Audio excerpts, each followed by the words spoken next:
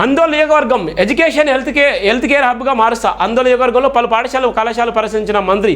ఆందోళన జోగిపేట రహదారి విస్తరణ పనులు పరిశీలించిన రాష్ట్ర వైద్య ఆరోగ్య శాఖ మంత్రి దామోదర రాజనరసింహ గారు. చూడు ఎంత ఆనందం పొందుతున్నాడు సార్కి. ఇట్లాంటి సన్నివేశాలు చూస్తే పిల్లలంటే చాలా గౌరవం, ఇంకా చిన్నపిల్లలు మహిళలు అంటే ఇంకా ఎక్కువ గౌరవం.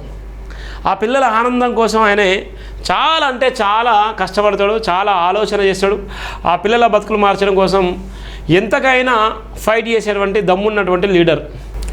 ఆందోళన నియోజకవర్గం ఎడ్యుకేషన్ హెల్త్ కేర్ హబ్గా మారినట్లు రాష్ట్ర వైద్య ఆరోగ్య శాఖ మంత్రి దామోదర రాజనరసింహ అన్నారు. మంగళవారం నియోజకవర్గ కేంద్రమైన ఆందోళన మండలంలోని మంత్రి సుడిగాలి పర్యటన చేశారు. ఈ సందర్భంగా పలు ప్రభుత్వ విద్యా సంస్థల నిర్మాణ పనులు పరిశీలించి అధికారులతో సమీక్షించారు. ఈ సందర్భంగా మంత్రి మాట్లాడుతూ ఆందోళన నియోజకవర్గం రాష్ట్రంలో ప్రత్యేక ఎడ్యుకేషన్ హబ్గా మార్చినట్లు తెలిపారు. అన్ని రంగాలు అభివృద్ధి చేసి విద్య వైద్య రంగంలో ప్రత్యేక హబ్గా తీర్చిదిద్దే లక్ష్యంతో ప్రాజెక్టులు చేపట్టినట్లు మంత్రి తెలిపారు. ఆందోళన నియోజకవర్గంలోని కేజీబీవీ కస్తూర్బా గాంధీ బాలిక విద్యాలయ పాఠశాల మంత్రి సందర్శించారు. ఈ పాఠశాలలో సిస్టర్ నిధులతో నిర్మించిన ఆధునిక డిజిటల్ క్లాస్ రూమ్స్ను, కంప్యూటర్ ల్యాబ్స్ను, కిచెన్ బ్లాక్ విద్యార్థుల కోసం అందిస్తున్న భోజన మెను మొదలైన వసతులను సమీక్షించారు. విద్యార్థులతో స్నేహపూర్వకంగా మాట్లాడి వారి సమస్యల అభిప్రాయాలను అడిగి తెలుసుకున్నారు. నేడు ప్రభుత్వ పాఠశాలలు ప్రైవేట్ స్కూళ్ల కంటే మెరుగైన మౌలిక వసతులతో ముందున్నాయి. విద్యార్థులు క్వాలిటీ విద్యను పోషకారాన్ని అందిస్తున్నామని మంత్రి తెలిపారు. అంతేకాక నియోజకవర్గంలోని అన్ని పాఠశాలలో మౌలిక వసతులకు అందించేందుకు చర్యలు చేపట్టినట్లు మంత్రి వెల్లడించారు. ప్రతి పాఠశాలలో డిజిటల్ లెర్నింగ్ ఫెసిలిటీలు, కంప్యూటర్ విద్య, సైంటిఫిక్ ల్యాబ్ వంటివి అందుబాటులోకి తెస్తున్నామని మంత్రి వివరించారు.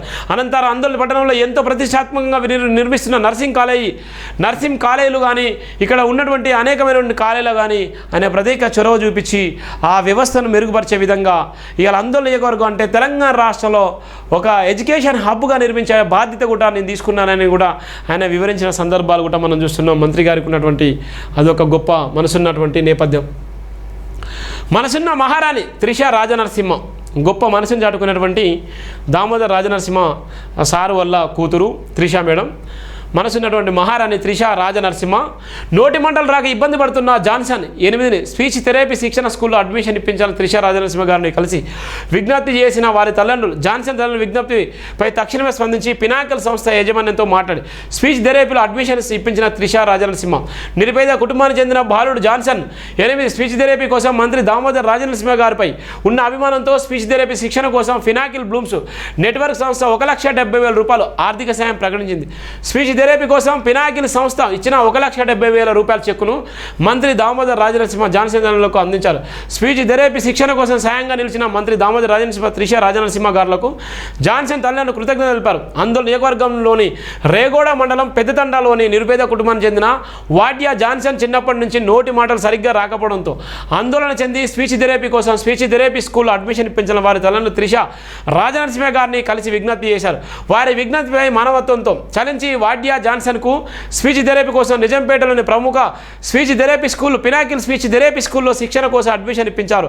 అవసరమైన డబ్బులను మంత్రి దామోదర రాజనరసింహ గారిపై ఉన్న అభిమానంతో పినాకిల్ సంస్థ స్పీచ్ థెరపీ కోసం 1,70,000 రూపాయల ఆర్థిక సాయాన్ని రాష్ట్ర వైద్య ఆరోగ్య శాఖ మంత్రి దామోదర రాజనరసింహ గారి చేతుల మీదుగా సంగారెడ్డిలో తన నివాసాలు అందించి అండగా నిలిచారు.